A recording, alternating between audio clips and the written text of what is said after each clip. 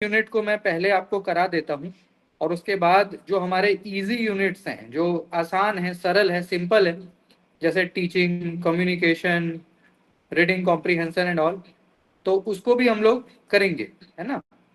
तो आज गाइज हमारा पहला क्लास होगा लॉजिकल रीजनिंग का। पहला क्लास है, इससे पहले हमने लॉजिकल रीजनिंग नहीं पढ़ा।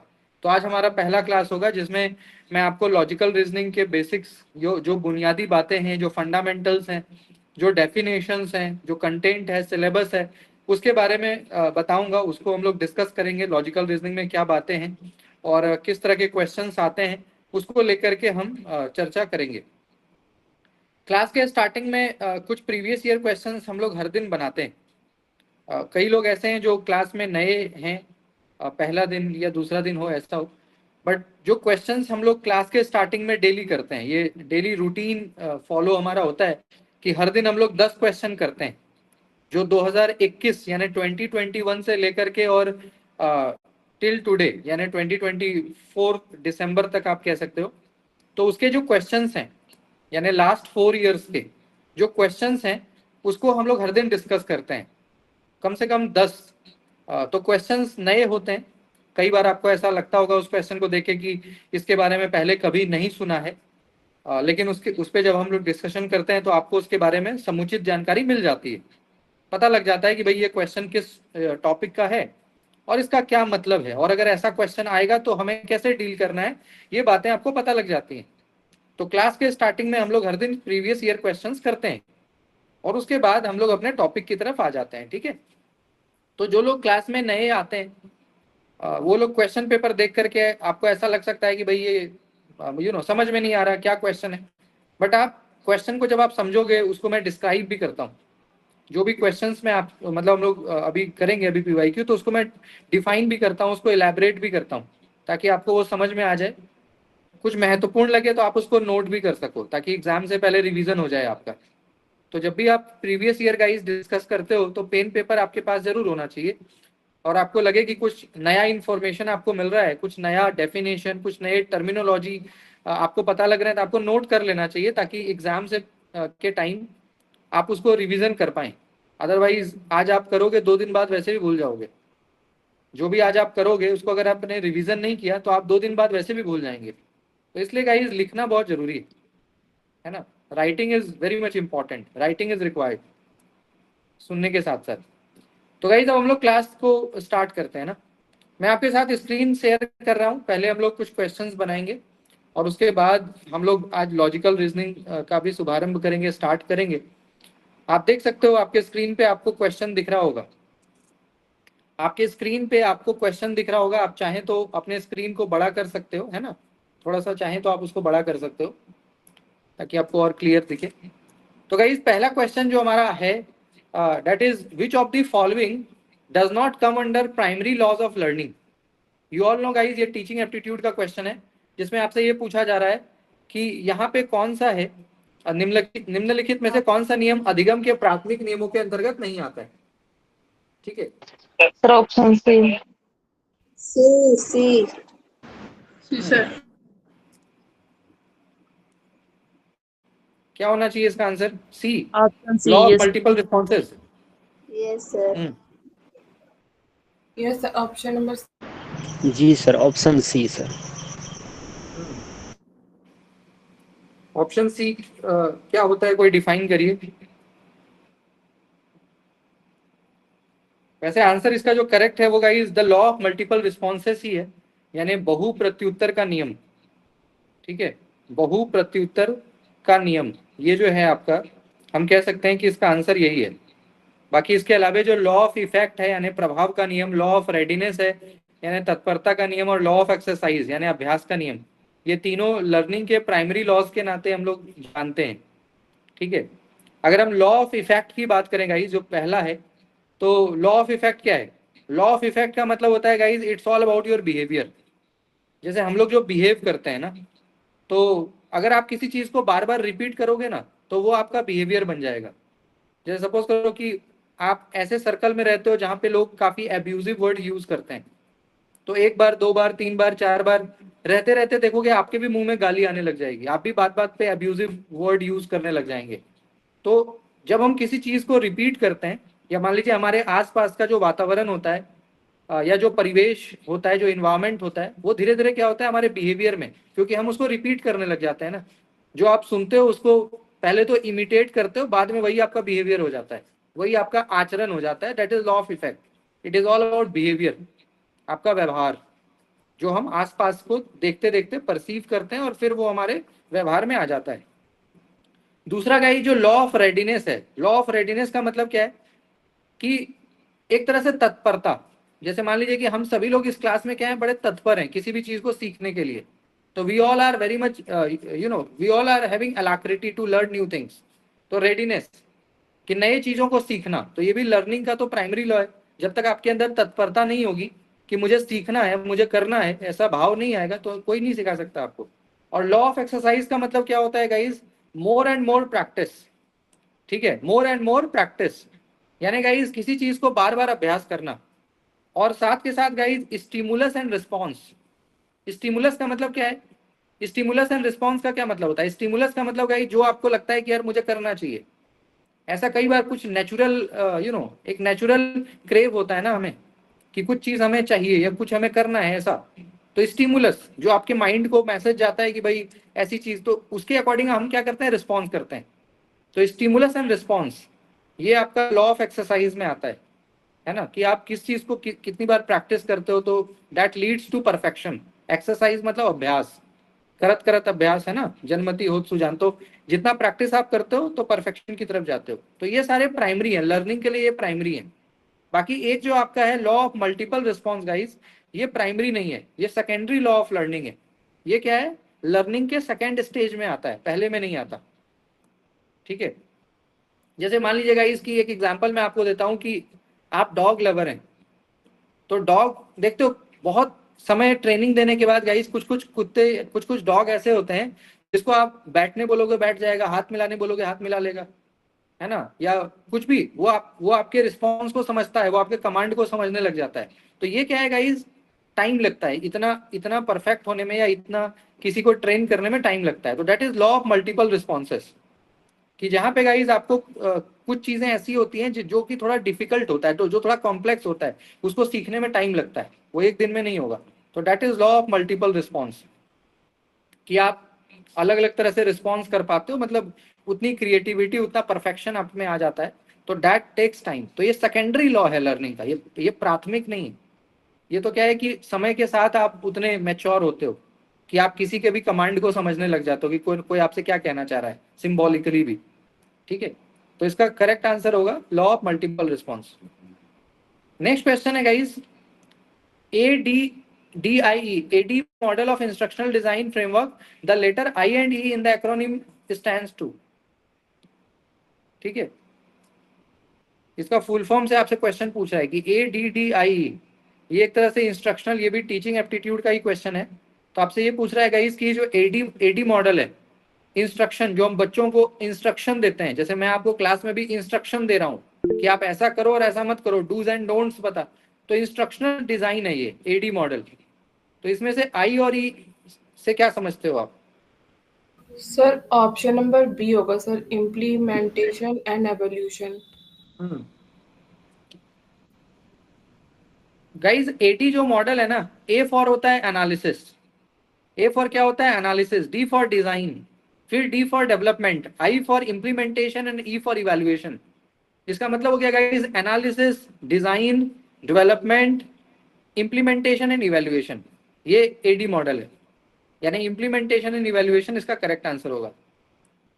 और जो हम ट्रेनिंग प्रोग्राम चलाते हैं ना स्कूल वगैरह में, जो ट्रेनिंग प्रोग्राम होता है, छोटे छोटे ट्रेनिंग्स, कई तरह की चीजें होती है ना, कि हम स्टूडेंट्स को ट्रेनिंग देते हैं, जैसे राइटिंग का आपने सेमिनार, वर्कशॉप काइंड ऑफ, कई तरह के ट्रेनिंग हम लोग कैंप चलाते हैं, चाहे वो फिजिकल एक्टिविटी से जुड़ा हो या हमारे लिटरेरी क्लब से जुड़ा हो। बट कई सारे ट्रेनिंग ऐसे हम लोग चलाते हैं ताकि बच्चों में कई तरह के स्किल डेवलपमेंट हो सकें। तो वही है एडी मॉडल, जिसमें हम पहले एनालिसिस करते हैं कि भाई क्या किस चीज़ की ज़रूरत है। पहले हमने एनालिसिस किया कि बच्चों को किस चीज़ की आवश्यकता है, उस हिसाब से हमने क्या किया, डिज़ाइन किया कोर्स को, करिकुलम को डिजाइन, फिर उसको डेवलप किया, और तब जाके इम्प्लीमेंटेशन करके और लास्ट में हमने इवेल्युएट किया। तो ये एडी मॉडल है, जिसमें पहले एनालिसिस, फिर आप डिजाइन करते हो अपने कोर्स को, फिर डेवलपमेंट, देन इम्प्लीमेंट करते हो, और तब जाके इवेल्युएशन आप करते हो। ठीक है, तो ट्रेनिंग प्रोग्राम्स के को लेकर के ये बेसिकली होता है कि ट्रेनिंग वगैरह जो हम लोग देते हैं ना, कोर्स वगैरह ना, कई सारे ऐसे कोर्सेस होते हैं जो आते हैं। ठीक है, खास करके स्कूल टीचिंग में ज्यादा ये सब होता है लागू। Next question, project method is best associated with the philosophy of John due, है ना, और दूसरा है the strength of project method lies in social participation. तो विच वन इज करेक्ट?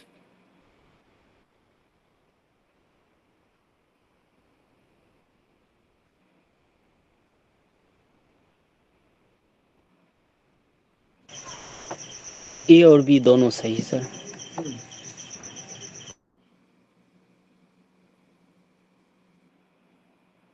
ए और बी दोनों सही है। हाँ, यस सर। इसका जो करेक्ट आंसर है गाइस वो यही होगा, दोनों ही करेक्ट है ना। Yes, John sir. Due, project method. Guys project method का मतलब क्या होता है? लर्निंग बाय डूइंग, है ना, यानी learning by doing and learning by living, यानी चीजों को करके सीखना, प्रैक्टिकली। जब आप कोई चीज करते हो, करके सीखते हो ना, प्रैक्टिकली एक्सपेरिमेंट जब आप करते हो लेबोरेटरी वगैरह में, तो कोई चीज करके सीखना, लर्निंग बाय डूइंग, तो that is called project method. और इसको देने वाले जो हैं वो जॉन ड्यू हैं। जॉन ड्यू ने इसको दिया था, जो कि एक थिंकर थे, एक विचारक थे, उन्होंने दिया। ठीक है, इसके अलावा दूसरा है the strength of project method lies in, हाँ, यानी जितना ज्यादा गाइस आप पार्टिसिपेट करोगे किसी भी काम में, तो उतना ज्यादा मतलब आप सीखोगे ना, प्रैक्टिकली, किसी काम को प्रैक्टिकली सीखना। इसका आंसर बताइए guys. While reading research paper or research reports, often one comes across the abbreviation WIS, which means? Against होगा सर।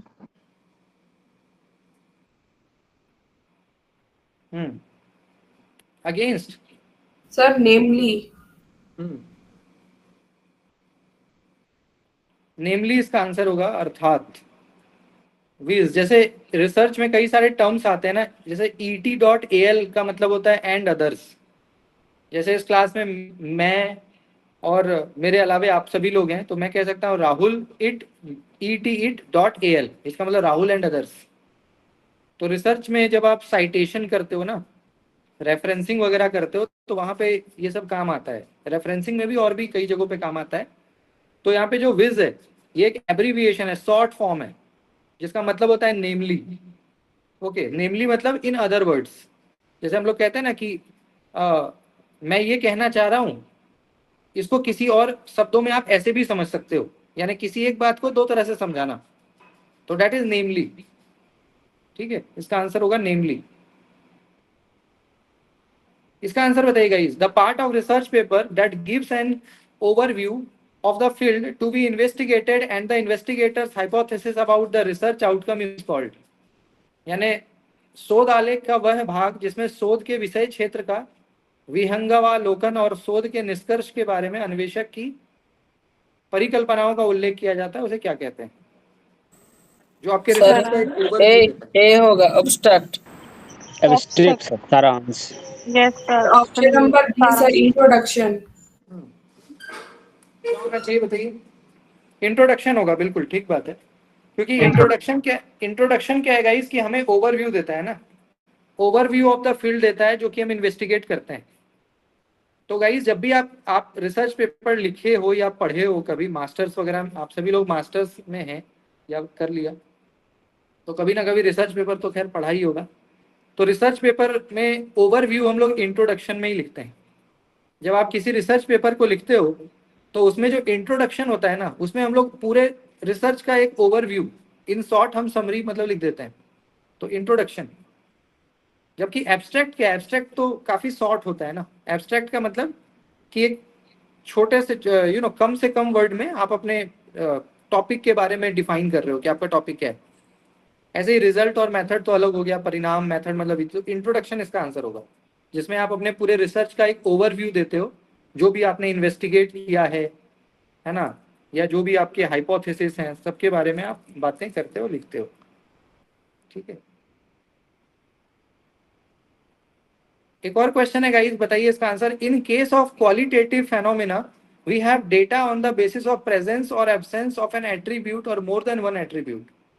यानी क्वालिटेटिव, जो हमारा क्वालिटेटिव रिसर्च है, जो खास करके लिटरेचर में होता है ना, जो क्वालिटेटिव रिसर्च है वो किस में होता है? लिटरेचर में, यानी गुणात्मक। तो क्वालिटेटिव जो हमारा परिघटना है, फेनोमेनन है, उसमें हमारे पास डेटा होता है on the basis of presence और एब्सेंस। यानी हम एक या एक से अधिक विशेषताओं और लक्षणों की उपस्थिति अथवा अनुपस्थिति के आधार पर आंकड़ा संग्रहित करते हैं। क्या ऐसा होता है? और दूसरा है कि with such data as mentioned in statement 1 above the sampling distribution may take the form of a binomial probability distribution. तो कौन सा करेक्ट होगा? Sir option number A, both statement first. जी सर, जी ऑप्शन ए सर। ए ही हो वैसे, इसका करेक्ट आंसर ए ही है। इसका जो करेक्ट आंसर है वो ए ही है वैसे, क्योंकि क्वालिटेटिव जब हम रिसर्च करते हैं तो उसमें हम लोग पॉजिटिव, नेगेटिव, प्रेजेंस, एब्सेंस, क्योंकि क्वालिटेटिव रिसर्च क्या होता है ना, सब्जेक्टिव होता है। खास करके जो लिटरेचर में रिसर्च होता है वो क्या होता है? सब्जेक्टिव, वो ऑब्जेक्टिव नहीं होता। मतलब ऑब्जेक्टिव रिसर्च का मतलब क्या है? टू द पॉइंट बात करना। अगर मैंने आपसे आपका नाम पूछा तो आप अपना नाम ही बता रहे हो। मैंने आपका गांव पूछा तो आपने अपने गांव का नाम इन वन वर्ड बताया, तो that is objective, to the point answer करना। जबकि लिटरेचर में क्या होता है ना, हम लोग थोड़ा सब्जेक्टिव होते हैं। अगर मैं आपका नाम पूछूंगा तो आप अपने नाम के साथ साथ अपने बारे में भी बता दोगे, दैट इज कॉल्ड सब्जेक्टिव। तो क्वालिटेटिव फेनोमेनन में क्या है ना कि हम लोग प्रेजेंस, एब्सेंस या मोर देन वन आंसर्स, मोर देन वन एट्रीब्यूट, ये चीजें होती हैं। तो ये ठीक है। और दूसरा कह रहा है कि with such data as mentioned in statement 1 above the sampling distribution may take the form of a binomial probability। Binomial मतलब जहां पे एक से ज्यादा, बायोनोमियल मतलब एक से ज्यादा संभावना, मतलब आपके उत्तर एक से ज्यादा हो सकते हैं। किसी एक प्रश्न का एक से ज्यादा उत्तर हो सकता है। तो ये क्वालिटेटिव में ही संभव है, क्वांटिटेटिव में नहीं। क्योंकि इस क्वांटिटेटिव में 2 + 2 4 ही होता है, 2 + 2 5 नहीं हो सकता। मैथमेटिक्स में 2 जा 4 ही होगा, 2 जा 5 नहीं होगा। बट क्वालिटी में 2 जा 5 हो सकता है, क्योंकि क्वालिटी का मतलब क्या है? सब्जेक्टिव। वहां पे आप अपने अपने अकॉर्डिंग चीजों को डिफाइन करते हो। आपके मतलब आपकी सोच क्या है, आपका दृष्टिकोण क्या है, आपका उस अकॉर्डिंग आप किसी चीज को डिफाइन करते हो। तो इसलिए क्वालिटेटिव में क्या है कि मतों का अंतर हो सकता है, मेरी सोच और आपकी सोच में अंतर हो सकता है। मेरा उत्तर और आपका उत्तर जो है, आंसर जो है वो वेरी कर सकते हैं, बट क्वांटिटेटिव में वेरी नहीं कर सकता। अगर मैथमेटिक्स में मैंने आपको कोई क्वेश्चन दिया, उसके बनाने का तरीका आपका अलग और मेरा अलग हो सकता है, लेकिन उत्तर एक ही होना चाहिए। अगर मान लीजिए कि मैंने मैथ्स का आपको सम दिया, आप लोग बचपन में मैथ्स बनाते थे, तो मैथ्स के को बनाने का तरीका अलग अलग हो सकता है, मेरा अलग हो सकता है और निधि मैम का या जयकृष्ण सर का अलग हो सकता है। लेकिन आंसर अगर 4 मेरा आया है तो आपका भी 4 ही आना चाहिए। अगर मेरा आंसर 4 आया और आपका 5 आया तो गलत हो जाएगा आपका। बट क्वालिटेटिव में ऐसा नहीं होता है, क्वालिटेटिव में बोथ आर करेक्ट। वो आपके दृष्टिकोण पे ये करता है ना, तो इसका आंसर बनोगा। एक और लास्ट बताइए, फिर हम लोग अपने टॉपिक की तरफ चले जाएंगे। इसका आंसर बताइएगा। इस modern communication technology has converted words into, यानी आज के समय में जो मॉडर्न टाइम में जो कम्युनिकेशन होता है, आज के समय में जो संचार हो रहा है, कम्युनिकेशन हो रहा है टेक्नोलॉजी को यूज करके, तो उसने वर्ड्स को किस में कन्वर्ट किया है? Converted words into a tool of equality, time, a tool of unwarranted peace, money, power, किसमें? Sir option number D, B D E, केवल B D E sir. Time, money, power.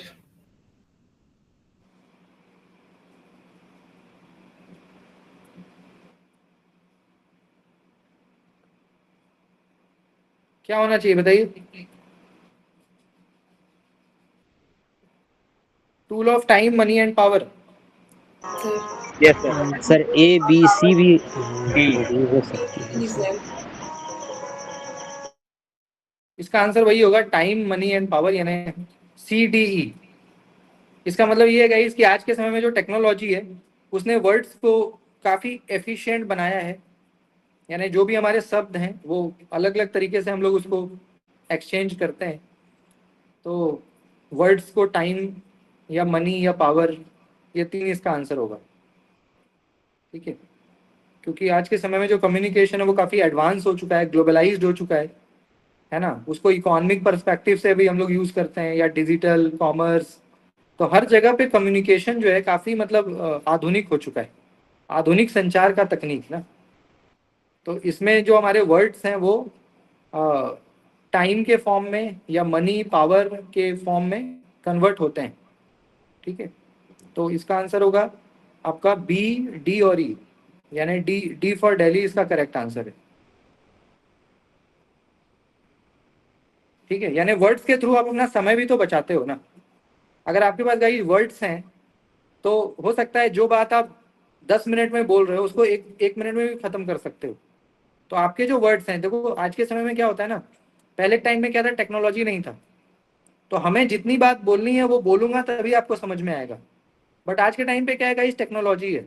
अब जो बात मैं आपको 1 घंटे में बोलूंगा वो टेक्नोलॉजी को यूज करके हो सकता है 10 मिनट में आप समझ जाओ।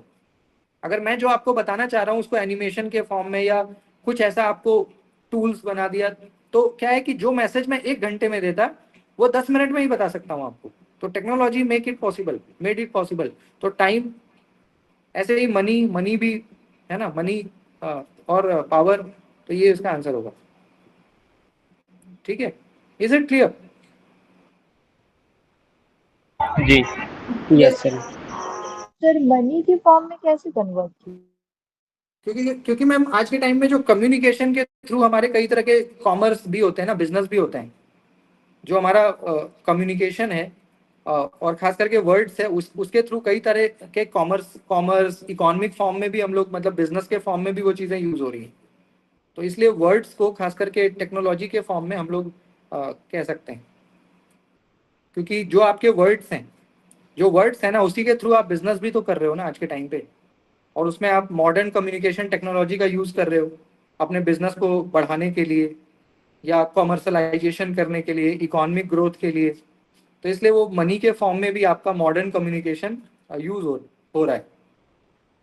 वहाँ पे भी इसके एप्लीकेशंस हैं, खास करके बिजनेस और ट्रांजेक्शन्स में, इकोनॉमी में, या कॉमर्स के फील्ड में। तो वहाँ पे भी मॉडर्न कम्युनिकेशन टेक्नोलॉजी यूज हो रहा है। ठीक है, कई सारे ऐसे वर्ड्स हैं जो बिजनेस के टर्म में हम लोग यूज करते हैं। तो इसलिए मनी और पावर में भी वही है, पावर के फॉर्म में भी यूज होता है कम्युनिकेशन टेक्नोलॉजी, क्योंकि कम्युनिकेशन के थ्रू ही आप सब चीज़ों को कनेक्ट कर सकते हो ना। ठीक है, तो ठीक है, और आपका कहीं ना कहीं समय बचता है, तो कम समय में ज़्यादा आउटपुट आप दे पाते हो कम्युनिकेशन टेक्नोलॉजी के थ्रू। कम समय में ज़्यादा बिजनेस आप कर पाते हो, कम समय में ज़्यादा आप प्रोडक्ट बना पाते हो, रिजल्ट आपके ज़्यादा आते हैं। तो टेक्नोलॉजी के आने से हमारा जो है टाइम काफ़ी सेव होता है, और टाइम सेव होता है तो उससे हमारा मनी भी, क्योंकि बिजनेस बढ़ता है ना, या इकोनॉमिक हमें बेनिफिट्स मिलते हैं। तो इस तरह से हम कह सकते हैं कि मॉडर्न कम्युनिकेशन टेक्नोलॉजी जो है ये मनी को भी अट्रैक्ट करता है, मनी को भी कहीं ना कहीं इन्फ्लुएंस करता है। इम्पैक्ट है इसका मनी के ऊपर या पावर के ऊपर भी। टाइम तो है ही, टाइम तो हम बचा ही रहे हैं, है ना। कम्युनिकेशन टेक्नोलॉजी सेव्स टाइम, तो समय तो हमारा बचता ही है, कम समय में ज़्यादा आउटपुट हम लोग दे पा रहे हैं ना। ठीक है, इज इट क्लियर? जी जी। जैसे मान लीजिए आपने मनी का पूछा, तो यहाँ पे जो डेफिनेशन लिखा है इसको, ये कह रहा है कि कम्युनिकेशन टेक्नोलॉजी ने आज के समय में जो हमारा इकोनॉमिक ट्रांजेक्शन्स है या कॉमर्स है, या जो ऑनलाइन प्लेटफॉर्म्स हमने बनाए जैसे गूगल पे, फोन पे, पेटीएम, या ई कॉमर्स है ना, तो इन चीज़ों में भी हमने कहीं ना कहीं कम्युनिकेशन टेक्नोलॉजी का यूज़ किया है। जितने भी डिजिटल ट्रांजेक्शन्स हैं, गूगल पे, फोन पे, भीम पे, पेटीएम, या ई कॉमर्स के जो भी वेबसाइट्स हैं, जो ई कॉमर्स है ना, ऑनलाइन हम लोग जो बिजनेस करते हैं, प्रोडक्ट वगैरह बेचते हैं, जैसे अमेजॉन, फ्लिपकार्ट, है ना, ब्लू डार्ट एंड ऑल, तो वहाँ पे भी आपका कम्युनिकेशन टेक्नोलॉजी काम करता है। और अगर पावर की हम बात करें तो पावर में आप मीडिया को देखो, जो हमारा इंफॉर्मेशन का शेयरिंग है, कम समय में हम लोग इंफॉर्मेशन को हर जगह पे फैला देते हैं using social media, digital media, online platform, Twitter and all. तो उससे क्या है, पावर कहीं ना कहीं इन्फ्लुएंस होता है। आज के पास पावरफुल कौन है? जिसके पास डेटा है। आप देखते हो जिसके पास जितने ज्यादा फॉलोअर है, फॉलोअर मतलब कि वो कम समय में उतने लोगों तक पहुंच सकता है। मैं अभी मान लो हमारे क्लास में 100 लोग हैं, तो मेरे पास ये पावर है कि मैं विद इन अ मिनट 100 लोगों को कोई बात बता सकता हूँ।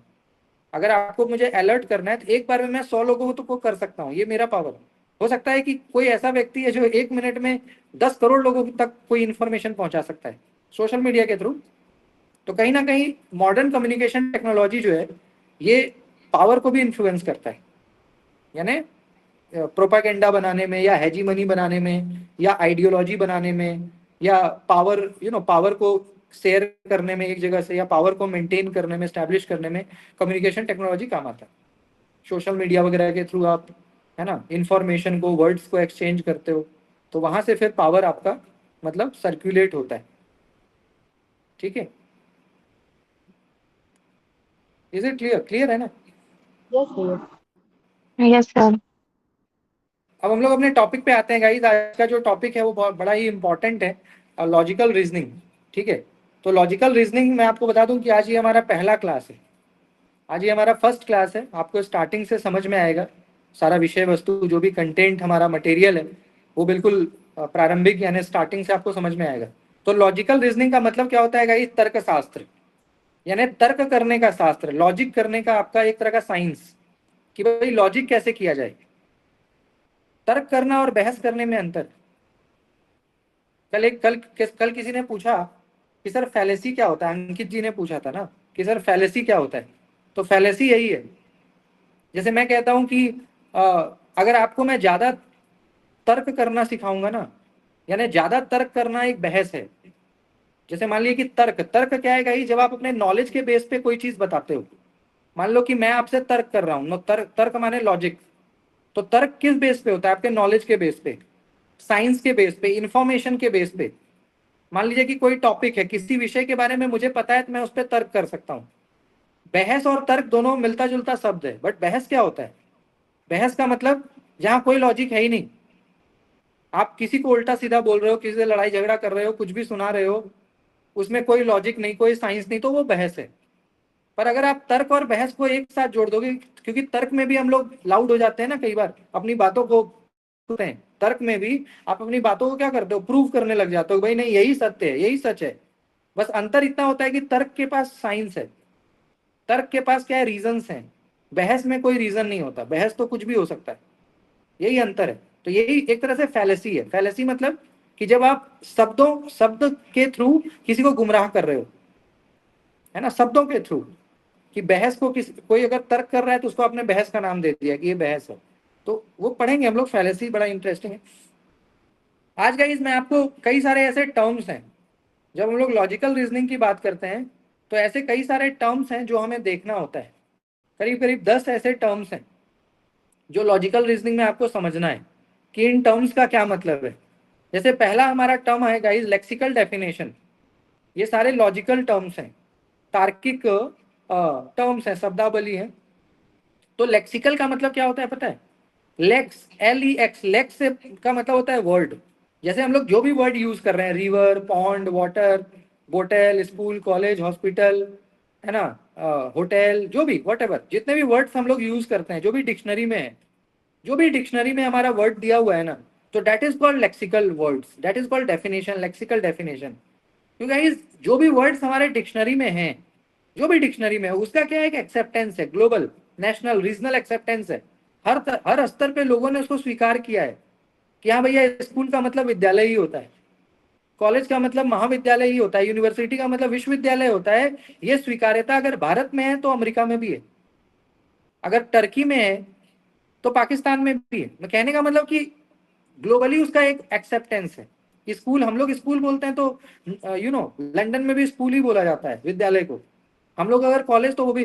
तो कुछ ऐसे वर्ड्स हैं जो डिक्शनरी में मेंशन्ड है इंग्लिश में, और जिसका जो एक्सेप्टेंस है वो ग्लोबली है, नेशनली भी है और ग्लोबली भी है, तो दैट इज कॉल्ड लेक्सिकल। इसका मेन लक्ष्य क्या होता है, जो भी वर्ड्स हमारे होते हैं ना, उसका मेन लक्ष्य ये होता है कि किसी भी प्रकार का दोहरापन यानी एम्बिग्विटी को हम इग्नोर रिमूव कर सकें। अब मान लो गाइस कि मैं स्कूल का मतलब समझता हूँ विद्यालय, और आप स्कूल का मतलब समझते हो किसी का हाथ पैर तोड़ देना। अब मैं कहता हूँ कि मुझे स्कूल करना है, मुझे स्कूलिंग करना है। अब मेरे लिए स्कूल का मतलब क्या है कि मुझे विद्यालय करना है ना, विद्यालय जाना है। और आपके लिए स्कूल का मतलब क्या है, किसी का हाथ पैर तोड़ देना। और मैंने आपको बोला कि मुझे स्कूलिंग करा दो, अब मैं क्या कह रहा हूँ आपको कि मुझे स्कूलिंग करा दो, तो आप क्या समझोगे कि सर कह रहे हैं कि मेरा मार करके हाथ पैर तोड़ दो। हो सकता है आप कुछ और ही वहां कारनामा कर दें स्कूल जाने को जाए।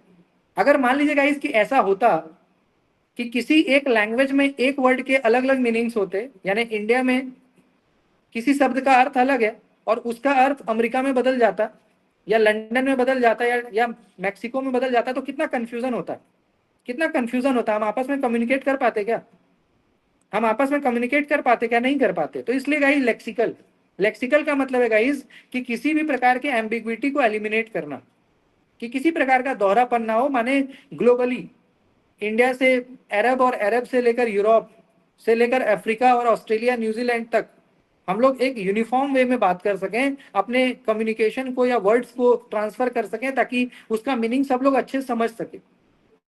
तो लेक्सिकल डेफिनेशन, जैसे मान लीजिए एक एग्जांपल यहाँ रिवर का दिया है, तो हमारे लिए रिवर का मतलब क्या है, नदी, यानी एक बड़ा स्ट्रीम ऑफ वाटर, जहाँ पे बहुत बड़ा लैंड, जहाँ पे काफी पानी है ना। और रिवर काफी बड़ा होता है, 2000 2500 3000 किलोमीटर का भी होता है।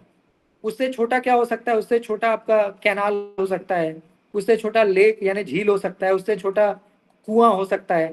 तो हमारे यहाँ देखो हर एक वर्ड का अलग अलग मीनिंग है।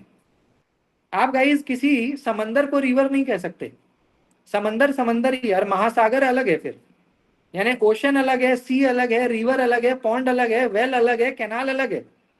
वैसे तो सब में पानी ही है, वैसे तो रिवर में भी पानी ही है, कुएं में भी पानी ही होता है, झील में भी पानी ही होता है, समंदर में भी पानी ही होता है, महासागर में भी पानी ही होता है।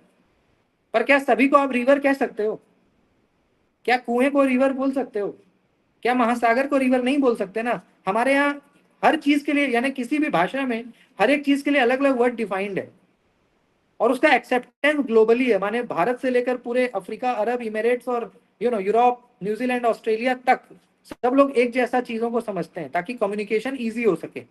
इसको कहते हैं लेक्सिकल डेफिनेशन, ठीक है, जहाँ पे चीजें बिल्कुल एक सेम स्टैंडर्ड का चल रहा है, कोड सभी का सेम है, मीनिंग सेम है, ठीक है। दूसरा होता है गाइस स्टिपुलेटिव डेफिनेशन। स्टिपुलेटिव का मतलब क्या होता है, स्टिपुलेटिव का मतलब क्या होता है गाइस, मनमाने तरीके से ना, ठीक है। आर्बिट्ररी, आर्बिट्ररी का मतलब क्या है, अब मान लो गाइस कि मुझे कुछ नया पता लगा, मान लो कोई नया चीज मैंने देखा, और मैंने क्या किया, उसका नोमेनक्लेचर कर दिया। नोमेनक्लेचर माने नामकरण। अब गाइस क्या होता है ना कि समय के साथ कई चीजें ऐसी होती है ना जो नई नई, और खास करके आज के टाइम पे, क्योंकि आज का टाइम आईटी का है, आज का टाइम आईसीटी का है, आज का टाइम काफी एडवांस हो चुका है टेक्नोलॉजी के फील्ड में। तो आए दिन नई नई चीजें आ रही हैं, तो आप देखते हो नए नए चीज को हम नए नए तरीके से नाम दे देते हैं। जैसे सेल्फी एक वर्ड है, सेल्फी। गाइस सेल्फी आज से 20 साल पहले होगा क्या, आपको लगता है? अगर 2005 से पहले आप जाइएगा, जब स्मार्टफोन नहीं था, हमारे पास स्मार्टफोन नहीं था, बटन वाला फोन होता था, वो भी सबके पास नहीं होता था, 100 में से एक के पास हुआ करता था उस जमाने में, 2003-4 में 100 में से एक के पास 1000, क्योंकि उतने पैसे भी नहीं थे और उतना लोगों के पास अवेलेबिलिटी भी नहीं था। तो ये जो सेल्फी वर्ड है ये कब आया, जब स्मार्टफोन का दौर आया, जब हाथ हाथ में सभी के घर में स्मार्टफोन हो गया। तो गाइस सेल्फ का मतलब क्या होता है, खुद। ई का मतलब कि खुद से अपना तस्वीर लेना। पहले हमारा फोटो कैमरामैन ही लेता था, बट अब क्या हो गया, हम लोग सभी लोग सेल्फ कैपेबल हो गए कि खुद से अपना फोटो ले लेते हैं। तो डेट इज सेल्फी। सेल्फी क्या है, ये पिछले 10-15 साल में बना है, 2010 के आसपास ये इन्वेंट हुआ और फिर इतना पॉपुलर हो गया। तो सेल्फी। ऐसे ही गाइस मान लीजिए मोदीनॉमिक्स, एक वर्ड मैं आपको कहता हूँ, मोदीनॉमिक्स। कई सारे ऐसे क्रिटिक हैं जो प्राइम मिनिस्टर मोदी को क्रिटिसाइज करते हुए ये कहते हैं कि भाई आज के समय में तो मोदीनॉमिक्स चल रहा है, मोदी प्लस इकोनॉमिक्स। जब आप मोदी प्लस इकोनॉमिक्स को मिलाते हो तो क्या बन जाता है, मोदीनॉमिक्स। कि भैया ये तो आजकल पता नहीं क्या चल रहा है, तो मोदी जी के अकॉर्डिंग इकोनॉमिक्स देश का पता नहीं क्या चल रहा है, ये इतना हम लॉस में जा रहे हैं एंड ऑल। तो मोदीनॉमिक्स। ऐसे ही गाइस ब्रेकफास्ट और लंच। पहले के टाइम पे क्या था गाइस, हमारा जीवन बड़ा स्लो था, पहले के टाइम पे क्या था, हमारा जीवन बड़ा स्लो था, आज से 10-15 साल पहले तक, जब इंटरनेट और टेक्नोलॉजी नहीं था। तो हम आराम से सुबह में 6 बजे उठते थे, और सामान्य था 6 बजे उठने के बाद सबका ब्रेकफास्ट होता था, फिर हम लंच मतलब चलता था, टाइम था सबका। आज के टाइम में क्या हो गया गाइस, मल्टीनेशनल कैपिटलिज्म आ गया, कंपनीज आ गई, हम सभी लोग कॉर्पोरेट एंड कई तरह के काम। अब कई लोग गाइस क्या होता है, ब्रेकफास्ट नहीं कर पाता। अब सुबह आप, कई लोग तो सुबह उठते ही 10 बजे हैं, खास करके जो कॉलेज के हैं या जो काम। तो अब ब्रेकफास्ट हमारा, ज्यादातर लोगों का ब्रेकफास्ट क्या होता है, स्किप हो जाता है। तो इन दिनों एक नया वर्ड निकल गया, ब्रंच। पहले ब्रंच नहीं था, पहले ब्रंच की जरूरत ही नहीं थी ना, क्योंकि गाइस पहले लोग ब्रेकफास्ट के टाइम पे ब्रेकफास्ट करते थे और लंच के टाइम पे लंच करते थे। ब्रेकफास्ट और लंच को प्लस करने की जरूरत नहीं थी। बट आज के समय में इस चीज की आवश्यकता उत्पन्न हो गई, क्योंकि हम लोग सो के ही उठते हैं 10 से 11 बजे, तब तक ब्रेकफास्ट का टाइम जा चुका होता है। तो इसलिए अब हमने एक नया वर्ड बना दिया, ब्रंच। ब्रंच का मतलब क्या होता है कि ब्रेकफास्ट प्लस लंच, यानी अब तो मैं देखता हूँ लोग इनवाइट भी करते हैं ब्रंच पे, कहते हैं जी आज मेरे घर पे ब्रंच पे आना। ब्रंच मतलब कि यहाँ पे आना, यहीं ब्रेकफास्ट भी कराएंगे और उसके बाद लंच भी देंगे आपको, उसके बाद आपको चाय पिला करके भेजेंगे यहाँ से। तो समय के साथ हमने क्या किया, ब्रंच बना दिया। तो दिस इज कॉल्ड स्टिपुलेटिव, यानी समय के हिसाब से, जरूरत के हिसाब से हम क्या करते हैं, नए नए वर्ड्स बना देते हैं। एक बार वो वर्ड्स हमने बनाया, धीरे धीरे क्या होता है, वो पॉपुलर हो जाता है। पॉपुलर, जैसे सेल्फी हो गया पॉपुलर, मोदीनॉमिक्स पॉपुलर हो गया, ब्रंच हो गया, लाठी चार्ज। पहले का ही लाठी चार्ज नहीं था, जब अंग्रेज के समय में आया ना लाठी चार्ज, जब हम गुलाम बने, तो लाठी क्या है, एक हिंदी वर्ड है ना, लाठी इंग्लिश वर्ड थोड़ी है। लाठी क्या होता है, लठ लाठी तो हिंदी है, चार्ज इंग्लिश है। तो लाठी और चार्ज को हमने जोड़ दिया, क्या बन गया, लाठी चार्ज। तो आए दिन सुनते हो ना कि पुलिस ने फलाने जगह पे लाठी चार्ज कर दिया, पुलिस ने फलाने जगह पे क्या कर दिया, लाठी चार्ज कर दिया। तो लाठी चार्ज ये भी एक तरह से कह सकते हो स्टिपुलेटिव, यानी जरूरत के हिसाब से हमने बनाया, जरूरत के हिसाब से हमने बना दिया, और धीरे धीरे वो क्या हुआ, लोकप्रिय हो गया। लोकप्रिय हो गया तो सबको पता लग गया। अब लाठी चार्ज मैं बोलूंगा तो आप भी वही मतलब समझोगे, आप बोलोगे तो मैं भी वही समझूंगा कि भाई लाठी चार्ज मतलब पुलिस ने डंडा डंडा चलाया। तो स्टिपुलेटिव डेफिनेशन, ठीक है, ये हम लोग as per need, as per requirement करते हैं। तीसरा होता है गाइस इंटेंशनल डेफिनेशन। इंटेंशनल का मतलब क्या होता है, इंटेंशनल मतलब जो इंटेंशनली हम लोग करते हैं ना, इंटरनल, आंतरिक। इंटेंशनल मतलब आंतरिक। जैसे मान लो गाइस कि एक वर्ड का ना कई सारे इंटरनल प्रॉपर्टीज होते हैं, कई सारे क्या होते हैं, इंटरनल प्रॉपर्टीज होते हैं, उस बेस पे उसकी परिभाषा होती है। जैसे मान लीजिए गाइस कि इंटेंशनल को हम लोग किसी भाषा में डेफिनेशन बाय कॉम्प्रीहेंशन या कॉनोटेटिव डेफिनेशन भी कहते हैं। कॉनोटेटिव डेफिनेशन ये कई बार एग्जाम में भी आता है, कॉनोटेटिव, ठीक है, यानी आप अपने अकॉर्डिंग चीजों को समझना। तो जैसे मान लीजिए गाइस मैं आपको एक उदाहरण देता हूं, वाटर, आप स्क्रीन पे भी देख रहे हो वाटर। तो वाटर जो है, इसके गाइस मल्टीपल मीनिंग्स हो सकते हैं, मल्टीपल सब्जेक्ट्स में। जैसे मान लीजिए मैं कहता हूं केमिस्ट्री, हम सभी ने बचपन में 10 तक तो सबने केमिस्ट्री पढ़ा है। तो गाइस केमिस्ट्री में वाटर का मतलब क्या होता है, अगर आप केमिस्ट्री के स्टूडेंट और आपको वाटर पूछूंगी, वाटर के बारे में बोलो, तो आप क्या बोलोगे, freezing point, melting point, boiling point. क्योंकि केमिस्ट्री में हम यही पढ़ते हैं वाटर के लिए, केमिस्ट्री में वाटर के लिए हम लोग यही पढ़ते हैं बेसिक, कि हाँ भाई बॉइलिंग पॉइंट कितना होता है, 100 डिग्री, या यानी पानी को 100 डिग्री तक अगर आप गर्म करोगे तो वो इवापोरेट होगा, यानी भाप बनने लग जाएगा, और पानी को 0 डिग्री पे कर दीजिएगा तो बर्फ बन जाएगा। ऐसी चीजें हम केमिस्ट्री में पढ़ते हैं वाटर को लेकर के। तो केमिस्ट्री के बच्चे वाटर के बारे में पूछोगे तो यही बताएंगे आपको कि वाटर जो है वो बॉइलिंग पॉइंट एंड ऑल। ऐसे ही गाइस मान लीजिए कि पॉलिटिकल साइंस, कोई मान लीजिए पॉलिटिकल साइंस राजनीति विज्ञान का छात्र है, उसके लिए वाटर का मतलब क्या हो सकता है, उसके लिए वाटर डिप्लोमेसी का विषय हो सकता है। जैसे अभी देख सकते हो गाइस पाकिस्तान और भारत में वाटर को लेकर के काफी तनातनी चल रही है। हमने इंडस को बंद कर दिया, इंडस और जो चेनाब है या रवि है, जो पाकिस्तान में पानी जाता था। तो पॉलिटिकल साइंस के स्टूडेंट उसको पॉलिटिकली देख सकते हैं कि भाई किसी जगह को अगर डैमेज करना है या किसी को सबक सिखाना है तो वाटर को कैसे हम लोग पॉलिटिकली यूज कर सकते हैं। राजनैतिक तरीके से जल का क्या यूज हो सकता है कि हम किसी को अपने कैप्चर में करें, फिर उसको मजा चखाएं, या पॉलिटिकली हम उसको डिप्लोमेटिकली उसको करें। तो ये साहित्य में वाटर हमेशा रोमांस का सिंबल है। जब आप लिटरेचर के स्टूडेंट से वाटर पूछोगे ना, तो वो कभी भी पॉलिटिकल साइंस और केमिस्ट्री के बारे में नहीं बात करेगा, वो हमेशा वाटर को क्या बोलेगा, रोमांस के साथ जोड़ेगा। आप आए दिन जो भी मूवीज वगैरह देखते हो, तो मूवी में देखते हो जब भी रोमांटिक सीन होता है तो अचानक से बारिश होने लग जाता है ना। कई सारे गाने भी बने हैं, कई सारे ऐसे गाने भी बने हैं जो कि रोमांस के समय पे या हीरो हीरोइन का जब यूनियन होता है तो उस टाइम पे बारिश होने लग जाती है, अचानक से छाता उड़ जाता है ना, अचानक से छाता उड़ जाता है, तेज हवा चलती है, बारिश होने लग जाती है ना। और गाने भी है, कई सारे गाने भी बन गए बारिश के ऊपर। ठीक है, मुझे याद नहीं आ रहा वरना मैं गा के भी सुना देता आपको, पर एक श्रद्धा कपूर का भी बड़ा अच्छा गाना है, कई सारे वैसे गाने हैं बारिश के ऊपर ना। तो ये व्हाट आई मीन टू से गाइस की इंटेंशनल डेफिनेशन का सर मतलब क्या है।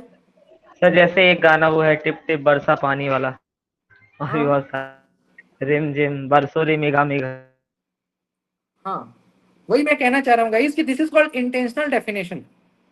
इंटेंशनल डेफिनेशन, इसका मतलब गाइस कि वर्ड तो एक है लेकिन इसके मीनिंग अनेक हो सकते हैं, डिपेंड करता है कि आप किस तरह के लोगों से उसके बारे में बात कर रहे हो, है ना, किस तरह के लोगों से इसके बारे में आप बात कर रहे हो। तो ये होता है गाइस इंटेंशनल डेफिनेशन, जहां पे आप किसी एक वर्ड को अलग अलग तरीके से जोड़ के देख सकते हो। ठीक है, ऐसे ही गाइस एक होता है एक्सटेंशनल डेफिनेशन। एक्सटेंशनल का मतलब क्या होता है गाइस, जो चीजें हमें दिखती है, यानी जो चीजें विजिबल हो। इंटेंशनल आपको दिखता नहीं है, ये जो अभी हम बात कर रहे हैं ना इंटेंशनल का, ये दिखता नहीं है। रोमांस हमें दिखता है क्या, या डिप्लोमेसी हमें दिखती नहीं है, वो तो एक प्रक्रिया है ना जिसको हम करते हैं। बट एक्सटेंशनल इसका जस्ट उल्टा है। एक्सटेंशनल क्या है, इसका जस्ट उल्टा, यानी जो आपको दिखे, जिसको आप काउंटिंग कर सको। जैसे मान लीजिए इस क्लास में अभी 100 विद्यार्थी हैं, सपोज लेट से कि all total 100 students are there in this class.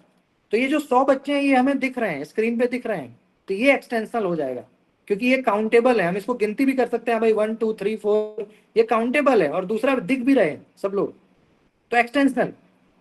Indian team में गाइस 11 प्लेयर खेलते हैं ना, प्लेइंग 11। तो किसी भी क्रिकेट टीम में कितने प्लेयर्स होते हैं, 11। तो वो काउंटेबल भी है और विजिबल भी है, यानी उसको गिनती भी कर सकते हो और देख भी सकते हो। That's why it is called extensional definition. तो जिन चीजों को आप काउंट कर सकते हो ना, 1 2 3 4 5, तो जिनको आप काउंट कर सकते हो दैट इज कॉल्ड एक्सटेंशनल। ठीक है, और जिसको आप काउंट नहीं कर सकते, जिसको बस आप फील कर सकते हो, वो हो गया इंटेंशनल।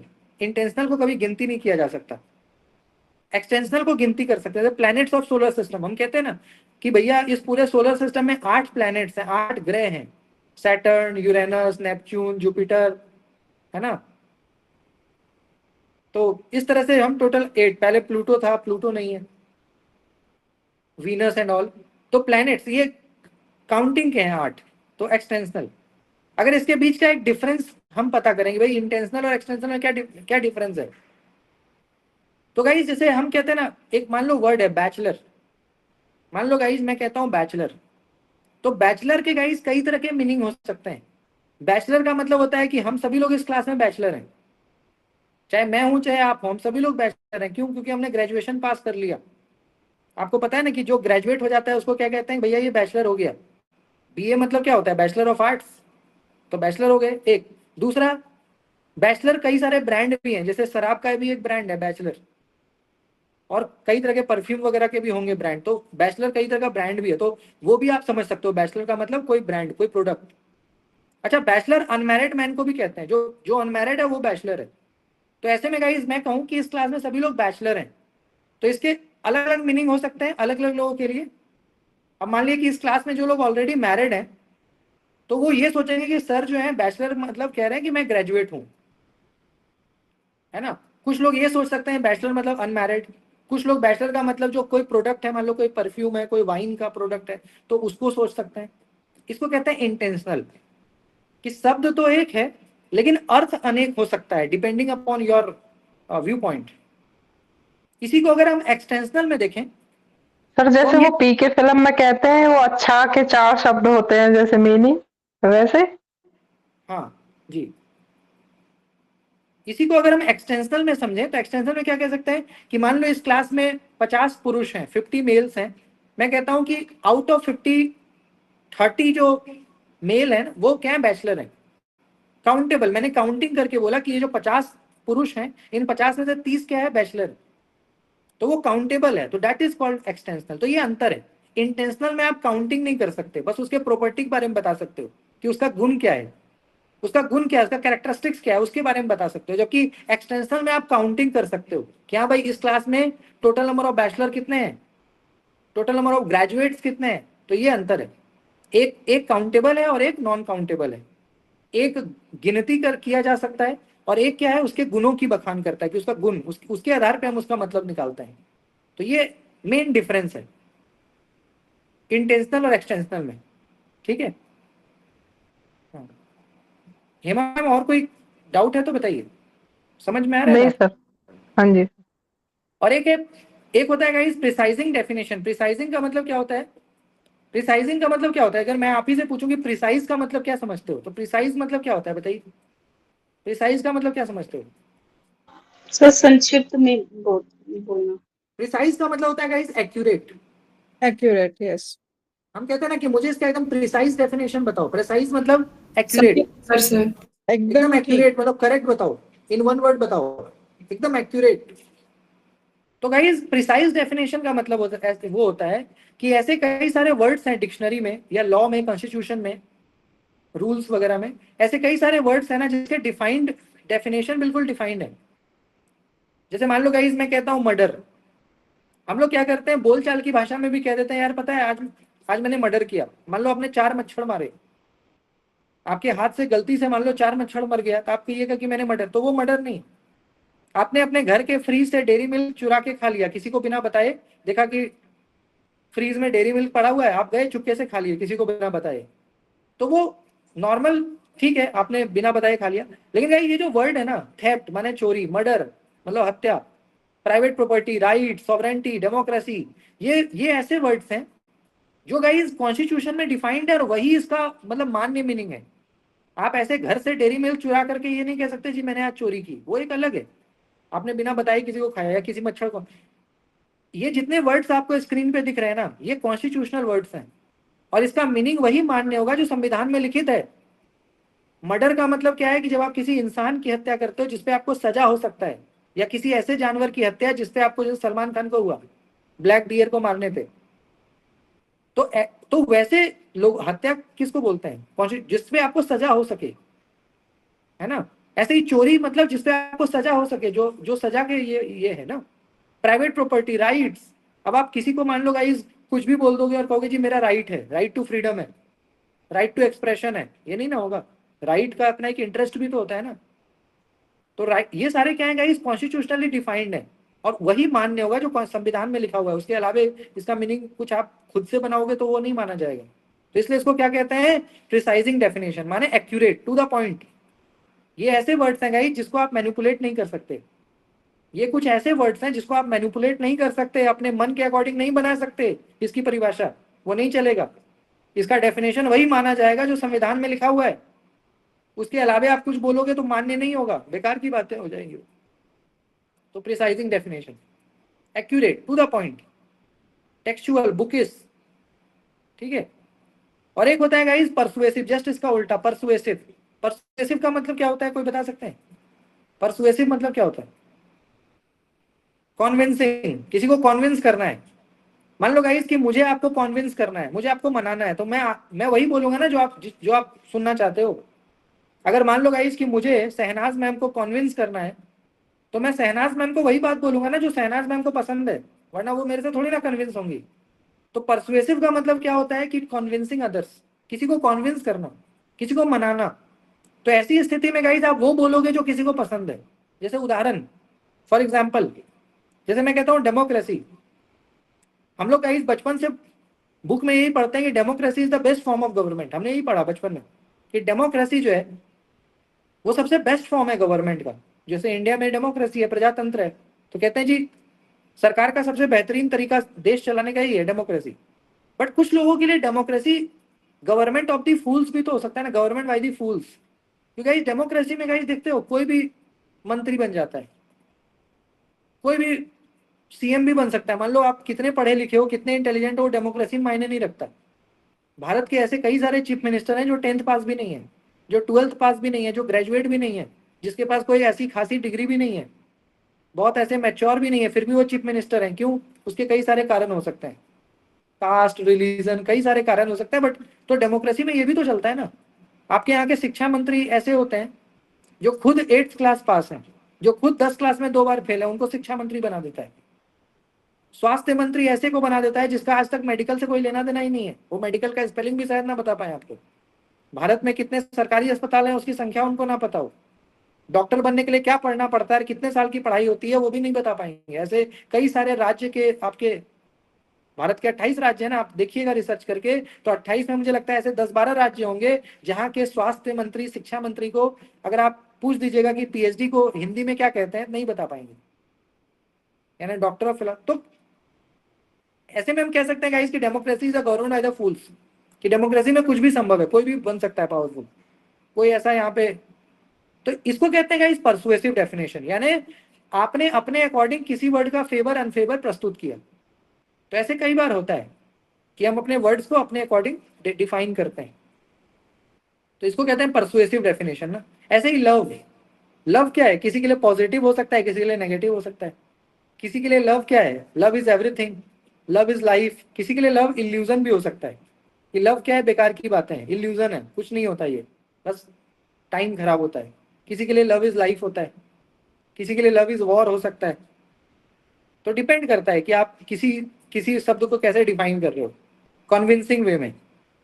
जो जैसा सुनना चाहता है वैसा उसको बताओ ताकि वो आपसे कन्विंस हो जाए, तो परसुएसिव। ठीक है, तो ये अलग अलग तरह के डेफिनेशन है गाइस, इसको हम और भी चीज़ों को करेंगे कल के क्लास में। आज के लिए इतना ही, आज इसमें और भी 2-3 बातें हैं, तो हम कल जब मिलेंगे तो आगे और भी मतलब बात करेंगे विस्तार से।